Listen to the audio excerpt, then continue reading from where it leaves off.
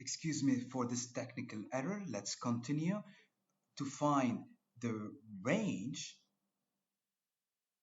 let's recall what's happening here. So we have an orthogonal system here, and the cannonball is placed at the origin, and the ball the cannonball would go in a projectile motion and hits the ground. When the ball hits the ground, it will have coordinates as x and 0.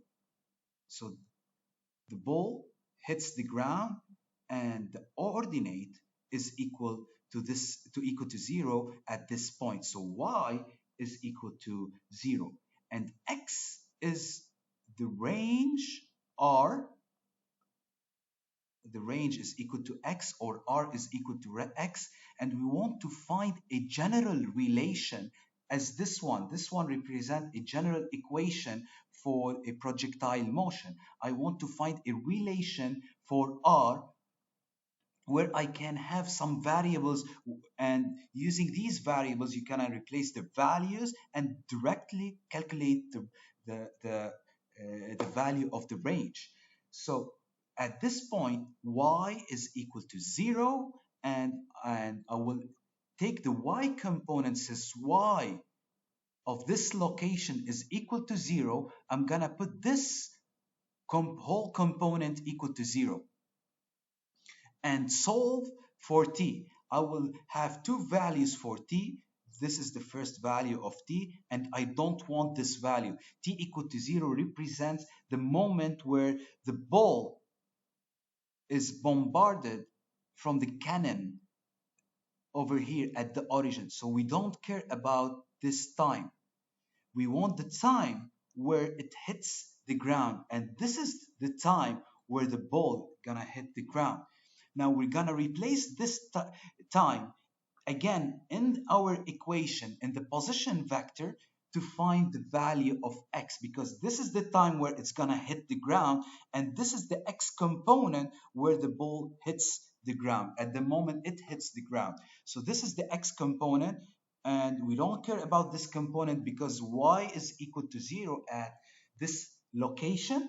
So x is equal to this one. Simplify, and the x component will be equal to v naught squared sine 2 theta divided by g. So our range is given by this equation. So using this equation, if I have the initial velocity, the angle, I can calculate the range where the ball will hit exactly the ground.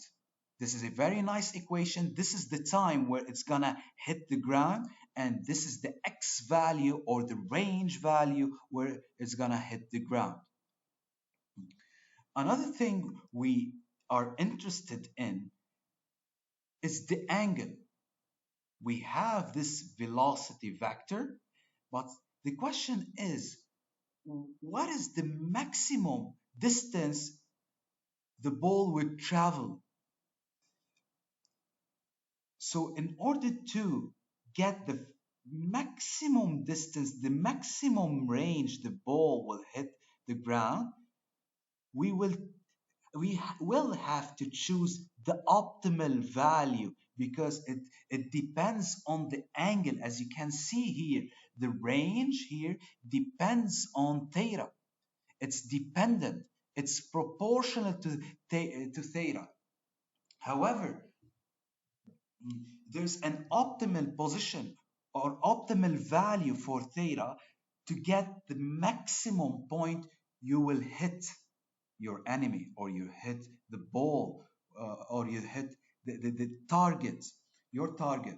So to get the maximum r, we should do the derivative of r and setting it to 0. So we're gonna do the derivative of this equation, and setting it to 0 will give you the maximum angle, the optimal angle, or the best angle to choose to get the maximum range.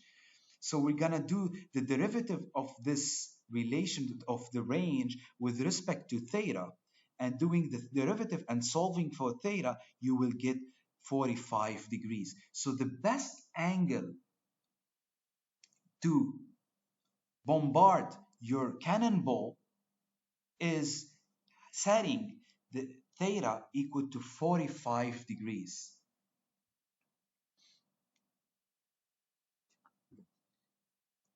Let's set this angle. We have this relation here, over here, this set it here. So this is the distance, this is the x value. Let's insert here 45 degrees in theta. 45 times 2 is 90 degrees, sine 90 is 1. So in this case, the range is equal to V naught squared divided by G. This is a special case. Be careful. This is a special case if we take theta only equal to 45 degrees. If you want to vary uh, the angle, you're going to use this equation to calculate the range. If you want to take 45 degrees, you can use this equation to calculate the range for 45 degrees, which is equal to V naught squared divided by G. Thank you for watching and see you next week in class.